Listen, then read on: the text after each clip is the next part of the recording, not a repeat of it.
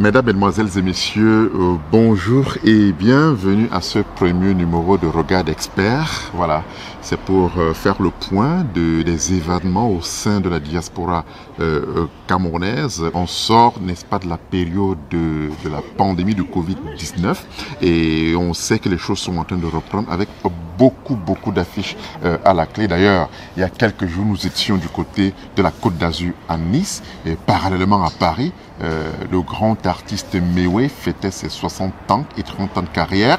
Alors, on va revenir sur tous ces événements et également faire un clin d'œil à Ballard, le président Ballard, qui s'est marié ce week-end du côté de Berlin, et puis se projeter, parce qu'on sait qu'il y a pas mal d'événements qui arrivent. Alors, pour faire dans ce point d'expert, nous sommes avec le spécialiste de la culture, Guy Alexandre Legrand Mambo, qui s'y connaît très bien pour avoir longtemps été plus de 20 ans, n'est-ce pas, au service de cette diaspora culturelle. Alors Guy, bonjour et bienvenue à Regard d'Expert. Bonjour Hilaire, merci, c'est un plaisir immense. Déjà, je ne sais même pas pourquoi c'est moi que tu aurais choisi. Il y a plusieurs experts, c'est vrai, mais il faut bien qu'il y ait un début à tout. Merci, c'est un honneur, c'est un honneur. Mon regard, si tu sais bien qu'on a commencé ensemble. Effectivement. Et je suis extrêmement honoré de ce choix. Et si le choix est porté sur moi, c'est parce que mon regard est carrément un regard assez singulier, un regard très partial, un regard qui est un regard au niveau du métier, du véritable métier, qui est un regard qui n'est pas un regard partisan. Absolument. Parce que moi, je travaille pour tout le monde. Dès le début, je n'ai pas de distinction. Ben oui, c'est d'ailleurs ce constat qui m'a permis de me dire, tiens, il faut qu'on ait un œil totalement différent de ce qui se fait. Et d'autant plus que on sait que sur la place parisienne européenne, il y a pas mal d'événements que vous conduisiez en tant que manager. Communicateur. Pas des moindres. Hein. On sort d'ailleurs des 30 ans de carrière de l'artiste Méoué. 30 ans, alors, 60 ans de carrière, oui, c'est ça. Avant cela, on a quand même eu la pandémie du Covid qui a plombé le showbiz dans son ensemble. Oui, c'est-à-dire que c'est le cas de le dire. C'est-à-dire qu'on a subi un tout petit peu, c'est le cas de le dire, on a subi un tout petit peu la basse, sans publicité aucune, mais il faut dire des choses comme elles sont. Absolument. C'était le 26 février, dans la soirée de l'association, la jeune association que je manageais, Lumière pour tous, qui avait pour mission de l'électrification dans les zones rurales au Cameroun. Et la situation, tout le monde sait ce qui s'est passé sur les réseaux sociaux et tout le monde connaît mes convictions profondes qui sont celles de ne pas du tout apprécier des choses qui se passent dans ce sens-là. Les gars là-bas, au demeurant, ce sont des Camerounais, mais ils connaissent mes convictions profondes que je ne peux pas approuver ce genre de choses. C'est pas possible. Voilà. Là, c'était une sorte de parenthèse, mais aussitôt, la semaine qui suivait, on est tombé quand même à du lourd, que ce soit du côté de la Côte d'Azur et même du côté de Paris, où vous étiez au Four et au Moulin. Oui, mais avant cela, on a fait un petit clin d'œil au salon Hoche. Ah oui, avec Patricia, qui avait son événement qui au début n'était pas un événement qui était suffisamment bien dessiné, parce que c'est pas forcément un événement qui concordait avec ce que l'audience ou la diaspora a l'habitude d'avoir. Mais quand elle est venue me contacter justement sous le conseil de Guy Métan, Guy Métan me dit, écoute, voilà une jeune sœur qui sa soirée n'est pas en train de... Oui, la soirée n'est pas en train de bien se dessiner. Et je sais que tu es très impartial. C'est un peu ça aussi le truc, c'est ma particularité. Tu ne feras que ton job. Essaye d'impacter par ton job pour voir ce que ça donne, et on a pris des choses en main. Non mais oui, alors on va vraiment revenir sur cette affaire de Hoche, parce que moi-même je me suis retrouvé dedans. Exactement. À la base. Oui, on a un peu travaillé de façon tentaculaire. Oui. On a appelé toutes les forces qui nous ont soutenus dans l'homme, toi-même Hilaire, qui est venu là-dedans et tout, qui dès le départ tu ne faisais pas partie des prestataires qui étaient dédiés principalement pour ce projet. Donc ce qui a fait en sorte que Patricia est partie de là. Pas forcément au niveau comptable, on ne va pas revenir dessus, mais on a pu faire en sorte que les gens soient présents. Alors, vous qui la côtoyez, Patricia, personnellement, lorsqu'elle sort de cet événement, quel est son état d'esprit? Parce que franchement, au départ, ce n'était pas gagné d'avance. Et là, on a vu quelque chose d'assez incroyable qui s'est produit par après. Une sorte de magie. C'est une femme, déjà à la base, c'est quelqu'un qui a ce métier, c'est une chef d'entreprise, qui a plusieurs entreprises et tout le reste, qui, pour le bien, parce que c'est ce qu'il faut signaler ici, que les gens ne font pas des événements forcément parce que ils ont quelque chose à prouver. Il y a des gens qui font des événements par passion, parce qu'ils sont dans le besoin de partager un état d'esprit. C'est-à-dire que c'est des gens qui ont une idée, ils disent, je fais une soirée, j'ai une expérience que je veux partager, je ne vais pas rester dans le cadre de ma famille, je fais une soirée, je vais inviter des gens et je vais leur faire partager ma passion. Et c'est surtout ça aussi qui anime souvent, parce que tous les promoteurs, promotrices, quand ils font des soirées, à la base, c'est aussi partager cette joie. C'est l'art du recevoir. Et derrière, il y a des projets caritatifs, il y a des projets humanitaires, il y a même des vrais promoteurs de spectacles qui sont là que pour promouvoir les artistes. Il y a plusieurs buts et objectifs qui animent les gens, donc derrière, il y a quand même un investissement. Absolument. Il faut revenir dans ses frais. Parfois, on arrive à ne pas revenir dans ses frais parce que la passion dépasse la comptabilité. C'est un peu le cas de dire, quoi. C'est ce qu'il faut. On a vu une Patricia très émue en fin de soirée. Et d'ailleurs, on va écouter un extrait où elle remercie tous ceux qui ont pris la peine de l'assister tout au long de cette soirée. Exactement, c'est ça. Franchement, je ne pouvais pas imaginer autant d'amour. Paris m'a dit, Paris m'a soulevé, Paris m'a honoré. Ici au Salon Roche, ici c'est Paris. Je suis vraiment très heureuse de ce succès total. Alors Guy, subitement, on a le grand Mewé qui fêtait son anniversaire du côté de Saint-Denis à Paris. Vous qui étiez au four et au moulin de cet événement, lorsqu'on sort d'un événement comme celui-là, quel est le ressenti de l'expert que vous êtes? En fait, moi je dis aujourd'hui, Mewé c'est une star. C'est une star planétaire, c'est-à-dire que c'est quelqu'un au-delà de sa Côte d'Ivoire qui très facilement a embrassé toutes les autres cultures. Mais oui, c'est quelqu'un qui nous a fait danser plus de 30 ans déjà, comme dans les années 90. Avec Manu Bango disait, un artiste, c'est les tubes. Sulma Kossa, quand tu parles de Manu Bango, tu parles de Mewé, quand tu parles de Zoblazo et tout le reste, quand des autres artistes, tout le monde sait, West Madiko, Alain Nemba, Petit Pays, plein de tubes. Ce sont des artistes qui nous impactent au quotidien. Et quand on a, dans le cadre d'une promotion, dans une soirée, on a la chance, l'immense honneur, parce qu'il n'est pas donné à tout le monde de côtoyer des artistes. C'est un peu un monde à part, c'est le showbiz. Donc il faut que, quand les gens se disent qu'on a l'immense honneur pour nous, qui travaillons tout autour, c'est déjà un honneur, premièrement. Deuxième chose, Mewé avait déjà fait les 30 ans. Les 30 ans devaient se faire normalement en 2020. Effectivement. Pour des raisons de pandémie, ça a été renvoyé. Renvoyé 2 fois de plus. Donc ça veut dire que nous sommes à 32 ans, mais c'est les 30 ans. Il a 60 ans de vie. Donc pour nous, c'était un challenge. Le challenge était double. Le challenge pour l'artiste qui est très exigeant, qui aurait souhaité, et ce qui s'est passé, jouer en live, faire preuve de sa prestation pour son public, donner le tout. C'est un showman dont derrière il y avait une organisation dirigée par Guy Métan, qui je reconnais aujourd'hui, c'est pas que je reconnais, que tout le monde connaît dans la place parisienne comme un manager puissant, ça son réseau, parce qu'une expérience, c'est plus de 20 ans de métier, 30 ans de métier. C'est quelqu'un qui a une connaissance sur les artistes, qui a un répertoire des artistes. C'est son travail à la base, c'est la communication d'artistes, le booking, faire des plateaux dans toutes les soirées d'Europe. Et maintenant, moi qui suis là aussi, comme manager aussi, mais qui travaille dans la communication, et qui a une spécialité, une valeur ajoutée qui est énorme, qui est celle de la régie. Tu vois, de la régie. Et c'est d'autant plus important que très souvent on a ce sentiment que beaucoup de promoteurs artistiques ne veulent pas le reconnaître. Et pourtant, un régisseur a totalement sa place dans l'événementiel. Mais oui, le régisseur, c'est celui qui est dans l'ordonnancement. Parce que le tout, c'est pas de remplir la salle. Le tout, ce n'est pas de faire venir du beau monde. Encore faudrait-il bien les recevoir, bien les accueillir. Ça, c'est la partie réception, c'est pas moi. Maintenant, au niveau du son, le cahier de charge, rassurer l'artiste, le cahier de charge, les répétitions. Servir de pont entre l'artiste, le manager et exactement la clientèle en quelque sorte. Et encore faudrait-il que le régisseur il a la bonne lecture de l'art artistique, ce que l'artiste veut produire.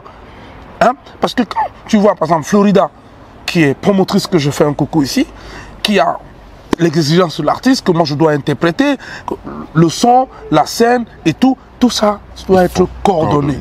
Et par contre, on a eu également ce sentiment, quand on lit son courrier suite à quelques difficultés de personnes qui sont arrivées, qui, voilà, il y a eu quelque chose qui peut-être n'a pas loupé, quelque part. Non, on s'attendait peut-être pas à la masse, on veut bien comprendre. Non, c'est-à-dire qu'en fait, moi je dis là, de recevoir à toujours, tu sais, on ne peut pas, aucune machine ne peut être infaillible, tu vois. Et puis, on ne peut pas... On est tous dans l'organisation et quand on est face à un trop plein de foule furieuse, pas dans le mauvais sens, et on peut être débordé. Ce qui arrive, c'est une situation qui arrive. Oui, voilà. Et cet engouement, tout au contraire, tu vois. Mais c'est vrai quand même que c'est des choses qu'il faut revoir, il faut briefer et tout, mais aucune machine n'est parfaite. Alors, on a également ressenti, bien avant cet événement, une sorte de frémissement, naturellement, à 1000 km de là, sur la Côte d'Azur, oui, comme il y avait un événement qui avait longtemps été annoncé aussi. Une sorte de frémissement qu'il ne fallait pratiquement pas y avoir, puisque de ce côté-là, les choses se sont aussi très bien passées. Alors, j'imagine que vous aviez ce double regard. Oui, mais le double regard admiratif, parce que pour la première fois dans la diaspora, on ne s'est pas retrouvé dans une espèce de concurrence dont on en a l'habitude. L'événement de Méoué, c'est un événement avec sa lecture, sa structure et toute autre chose. L'événement de Nice, c'est un autre événement. Absolument. Il y a eu beaucoup d'actrices culturelles, beaucoup de promotrices, beaucoup de promoteurs qui se sont divisés. Ils ont dit vraiment, et Guy Métan disait, faites au mieux. Faites au mieux. Si vous êtes présent à Nice, nous sommes aussi présents à Nice. Si vous n'êtes pas présent à Paris, nous sommes présents à Paris pour vous aussi. Lorsqu'on sort d'une situation comme celle-là, on n'a pas de la haine quelque je vous part. Vois venir. On ne se dit pas que tel est allé plutôt là-bas, tel n'est pas venu me soutenir. Non. J'explique. C'est simple. Vous avez été honoré à Nice. Ben oui, bon. Non, je reviens, parce que c'est très important de le dire. À Paris, Guy Métan a été honoré. C'est vrai. Les distinctions qui, à deux mesures, à valeur égale, la richesse de l'événement de Nice avec sa structure, sa particularité, et ça. On part sur l'association, c'est Brand Bonheur International, avec, elle avait aussi ses parades, toute la diaspora qui est sortie, qui était là, à Paris. Florida et Guy Métan, on avait les deux communautés. On avait Mabangou qui était là, il y avait les Christine Dikeu, il y avait Marinette, tu vois. Donc les deux événements en même temps étaient riches. Donc je dis aujourd'hui, on commence à gagner. Les petits combats avant qui étaient des combats inutiles en disant pourquoi on a deux dates le même jour, la même ville, non. Le problème, parce que la diaspora, elle est vaste. Oui, mais le problème s'est posé. Le problème s'est posé dans le fonctionnement.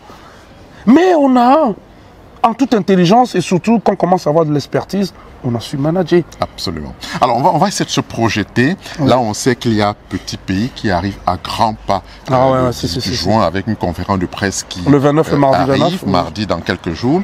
En fait, là qui est devant nous. Ouais. On a également cet événement sur la péniche que prépare Christelle le 16 avril. Lorsqu'on se projette et qu'on se dit que la Covid est derrière nous, on peut en être fier? Non, il faut être heureux. Il faut être heureux, il faut être très heureux. Moi, je dis aujourd'hui, l'événementiel ou le divertissement ou la promotion culturelle et artistique, le Cameroun musical et le Cameroun culturel a démarré. Il faut qu'on soit au rendez-vous. Il ne faut plus qu'on soit en reste. On a beaucoup de chantiers. Par rapport à tous les autres pays, et surtout ici à Paris, le Cameroun est encore en reste. Alors pour vous, on ne donne pas assez à cette culture. Non, on ne donne pas assez à cette culture. On ne donne pas assez à cette culture. Il faut qu'on travaille beaucoup. On travaille beaucoup tout ce qui est corporate, tout ce qui est compétence réelle, tout ce qui est promotion. Il faut être carré. Donc ça veut dire que quand il y a des événements, il y a des corps de métier que tout de suite qu'il faut abonder. Il faut leur dire, il faut des gens qui doivent lire les projets. Les projets ne peuvent plus rater. On connaît le public. on connaît, on a suffisamment d'expertise, Élise. Autant pour moi, Hilaire. Aujourd'hui, on devrait arriver à même de lire un projet et de savoir quel est le cœur de cible. On doit savoir aujourd'hui, nous avons des managers, nous avons des communicateurs, absolument, nous avons des experts, des gens qui peuvent te faire un listing de tous les clients, tous les mécènes, tout. Et puis je dis aujourd'hui... Surtout pas qu'à Paris seulement, hein, là, mais non, toute l'Europe. Dans toute l'Europe, en Allemagne, en Belgique, en Italie. L'Italie qu'on oublie toujours. Là, vous en parlez, mais j'ai le sentiment que vous avez tout ce listing avec vous en tant que manager. Oui, entre autres, monsieur Hilaire, je ne veux pas déceler, je vais pas tout dévoiler ici. Non, mais parce que je vous donne... Non, mais c'est important. Je vous donne un exemple bien précis. Vous pensez que, parce que c'est le regard d'expert que vous me... Donc, quand vous allez dans les autres chaînes de télé européennes, sans le dire, quand les gens doivent intervenir, ils interviennent avec des données et des compétences bien précises chiffrées. Vous pensez que Guy Métan, comment il s'est... Ah non, mais là, il a tu penses comment il a fait Guy Métan pour travailler pour les 30 et les 60 ans de Méoué? Il a fait un listing. Absolument. Il a les mécènes, il y a des marraines, il y a des parrains, il y a des personnes qu'il faut approcher, il y a des gens à qui il faut présenter le projet, il y a des gens à qui il faut faire des propositions d'accueil, de boissons, de cérémonies, de protocoles et tout. Ces gens abondent, merci. Ils avancent, c'est tout un travail. Ouais, c'est tout un réseau. C'est tout un réseau. Et ces gens, il faut les entretenir. Même après la soirée, les remercier d'être venus. Et éventuellement, comme c'est des gens qui font partie d'un carnet d'adresse qu'il faut entretenir, éventuellement, quels sont les événements? Est-ce que je serai à la hauteur? Non, cet événement, c'est pas telle connotation. Ça dépend de la lecture de chaque événement. Quand on est dans une soirée de gala, où il y a des gens, parce que, contrairement à ce que les gens pensent, c'est pas un euphémisme, mais c'est pas de la flagranité, c'est la vérité vraie. Nos événements de Paris, ou nos événements de la diaspora culturelle camerounaise en Europe, ont une particularité de l'apparat. Absolument. Cet appareil qui existait au château de Versailles avec Louis XIV et tout le reste. On a repris, nous, ces entrées de marraines, de parrains, c'est une particularité au Cameroun. Les autres communautés, les Sénégalais, les Ivoiriens que je côtoie et tout, ils ont ça, mais pas comme nous. Pas dans la pas dans la même dimension avec cette lumière qu'on l'apporte. Ça peut paraître quelque chose d'anodin, mais ça fait partie de notre signature. Absolument. Au niveau de l'art de recevoir. En fait, pour vous, il va falloir davantage mais oui, se l'approprier. Faire en sorte que ça soit quelque chose qui soit consigné dans nos carnets d'adresse. Tout la simple raison que une marraine ou un mécène qui prend un salon, je ne vais pas signaler les détails, c'est beaucoup d'argent. Absolument. Et c'est quelqu'un qui t'honore. C'est quelqu'un qui te fait une rentabilité, mais c'est quelqu'un qui honore aussi de sa présence, qui apporte une dimension. Pour beaucoup, ils viennent de très très loin. Mais oui, c'est pour signaler. Mais oui, de la Belgique et tout. Un peu de partout. Exactement, exactement. Donc nous avons déjà cette donnée qui est une donnée très importante, qualifiante et quantifiante. Aujourd'hui, moi, je peux te dire combien de personnes qui peuvent peser, qui peuvent venir dans une soirée et qui vont te dire qu'ils souhaitent honorer de leur présence, que ça fera du bien au promoteur parce que ça lui apportera de la valeur ajoutée. Voilà. Alors, ce week-end, on était tous penchés du côté de Berlin. Oui, on avait un mariage. On a parfois pensé que c'était traditionnel, parce qu'on a vu le marié en tenue traditionnelle, au cœur même de l'Europe. C'est une bonne chose pour vous. Mais oui, la culture refait surface.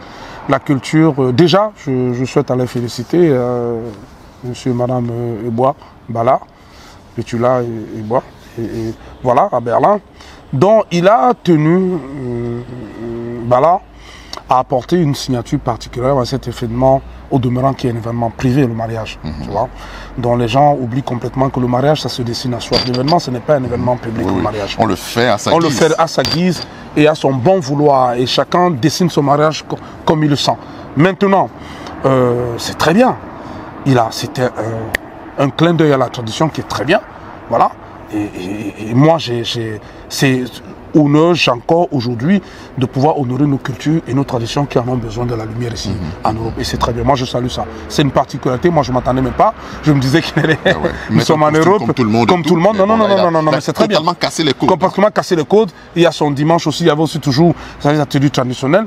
Voilà. Et c'est très bien. Alors, l'une des particularités, c'est ce petit pays aussi qui a fait le déplacement pour faire un live en plein mariage. Oui, c'était son choix. C'était pour honorer. En fait, comme je dis toujours, chacun, dans son mariage, apporte sa signature. C'est son bon vouloir et c'était son souhait. Et c'est très bien d'ailleurs. C'est-à-dire qu'il a profité de son mariage pour faire ce qu'on appelle un clin d'œil à la culture et à l'art en invitant un petit pays. Bien que ça reste un événement privé. Donc il lui revient à lui d'en prendre la responsabilité et la légitimité d'avoir dessiné son mariage comme ils le veulent. En tout cas, voilà, félicitations au président Ballard depuis Berlin. Alors pour clôturer, les dates à venir. Non, il n'y a pas beaucoup de dates. On va faire un crescendo. C'est-à-dire qu'il y a le 16 avril déjà Christelle Couture qui nous reçoit dans un double bateau au bord de la péniche. Nous sommes bientôt... On a également en Allemagne avec Parker. Parker, oui, qui arrive. On a également Toulouse à Hambourg. Hambourg, voilà. Oui, mais ça c'est le 2 juillet. Ah, voilà. Oui, c'est le 2 juillet, mais c'est des événements qui sont à venir. Qui arrivent. Donc moi je dirais que on n'a pas cité tout. Hein. C'est petit à petit. C'est le regard d'expert. On est amené à le faire constamment. Constamment, mais on commence voilà.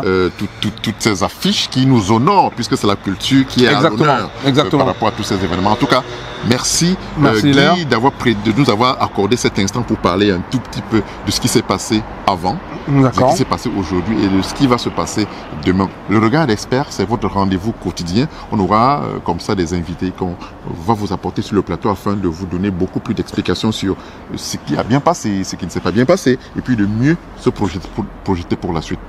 Merci Guy. Merci Léa. À très bientôt. On se dit à très bientôt. Merci beaucoup.